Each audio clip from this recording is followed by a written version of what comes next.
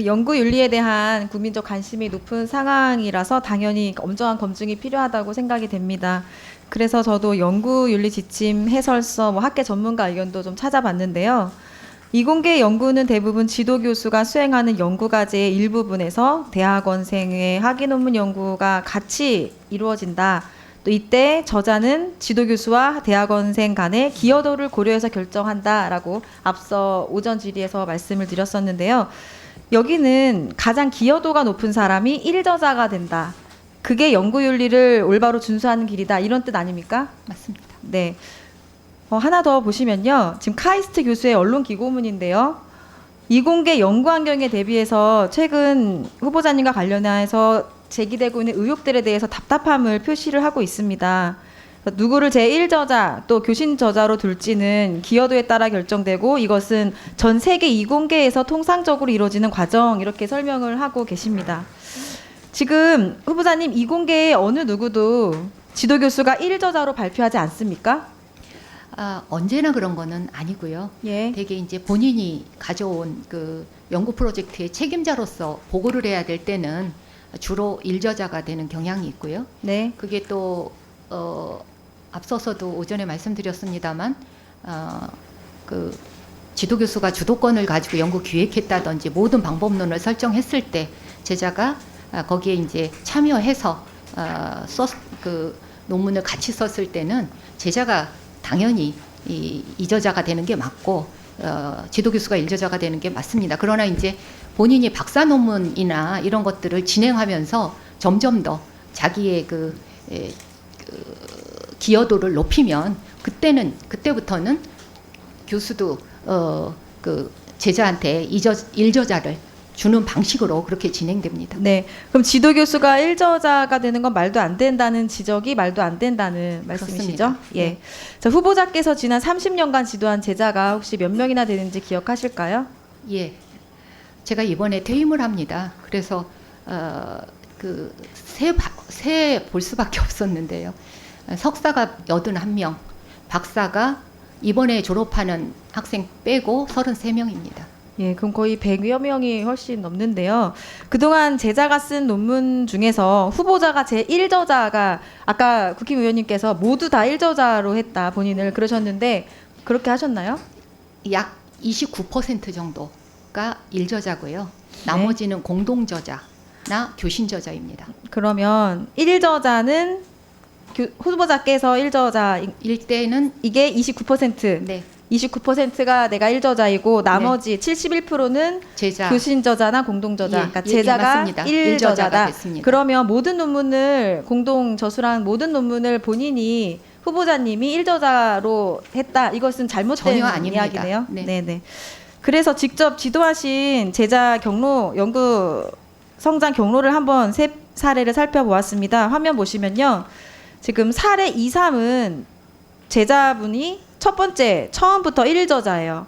그런데 사례 1을 보시면 처음에는 이진숙 후보님이 1저자였다가 나중에 제자분이 1저자로 바뀌거든요. 이거는 왜 이렇게 사례가 다른지 설명을 좀 부탁드립니다. 그러니까 학생에 따라서는 본인 주도권을 가지고 그 논문을 쓰는 경우도 있습니다. 이런 경우는 이제 되게 연구 프로젝트로 구성이 되지 않고 연구실에 들어와서 여러 세미나를 통해서 본인이 이런 연구를 하고 싶다라면 교수가 허락을 하는 경우에 이제 공동 연구로는 하지만 그때는 학생이 주도권을 가지고 연구를 진행하게 됩니다. 그럴 땐 당연히 1저자가 학생입니다.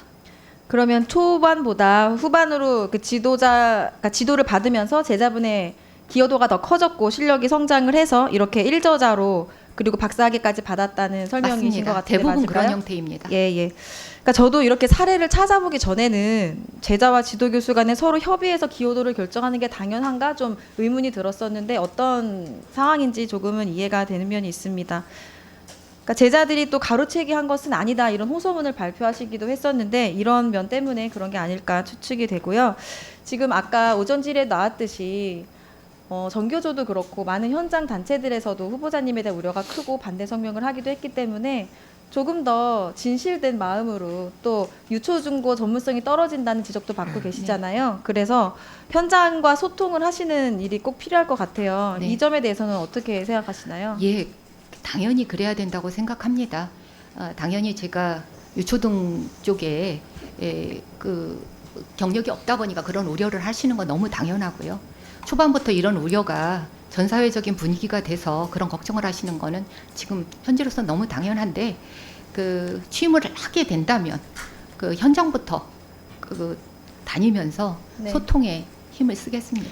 예, 지금 소통하시겠다고 했는데 교원단체 선생님들이 가장 급한 문제로 생각하시는 게 교사 정치기본권 보장 문제입니다. 정치인들은, 그러니까 교사는 정치인의 SNS에 댓글 쓰거나 좋아요만 눌러도 징계를 받을 수가 있습니다. 최근 집회에서 윤석열 대통령 부부 풍자 노래를 부른 교사가 정치적 중립 의무 위반으로 자격정지형도 선고를 받았는데요. 근무 시간도 아니었고 학생을 대상으로 한 것도 아니고 해당 집회는 특정 정당이 집회를 주최하지도 않았습니다. 뭐 특정 정당을 지지하거나 반대하는 것도 아니었는데 이렇게 자격정지형을 받았습니다. 근데 외국의 사례는 보면 모든 OECD 국가들은 직무 외에 공무원 정치 활동을 다 보장을 하고 있거든요. 영국 근무 외에는 보장하고 있고요. 스위스도 표현 자유의 일환으로 정치적 비판을 제시할 수 있다. 지금 PPT 자료 나오죠. 독일 같은 경우도 정치 표현 활동 자유 보장하면서 중립성을 엄격하게 규정을 하고 있습니다. 자, 이렇게 교사 공무원이 정치적으로 중립을 지켜라라고 나온 계기가 3.15 부정선거인데요. 이 부정선거를 수행한 게 공무원들이었기 때문에 옳지 않은 일들로부터 보호하기 위해서 공무원을, 그러니까 독재자의 지시를 따르지 않아도 그 신분을 보장하기 위해서 처음에 나온 게 정치적 중립인데 지금은 오히려 교사들이 아무 목소리를 내지 못하게 올가매고 있는 상황이거든요. 근데 대한민국 국민이라면 누구나 정치적 기본권 누려야 되지 않겠습니까?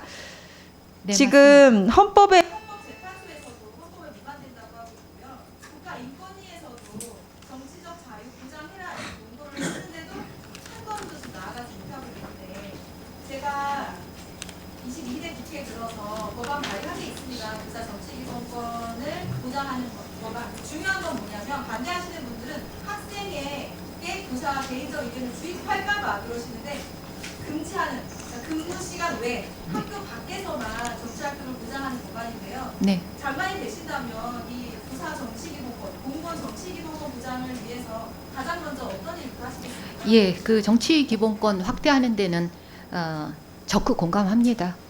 근데 그 이제 구체적이고 어떤 지금 뭐 존경하는 의원님께서 대략 그 학교 내에서 제자들을 상대로 그러는 것은 좀 제한해야 된다라는 말씀을 하셨는데 그와 같이 어떤 사회적 공감대 또 그 국민적 어떤 공감대 이런 것에 근거해서 정해야 될 것으로 생각합니다.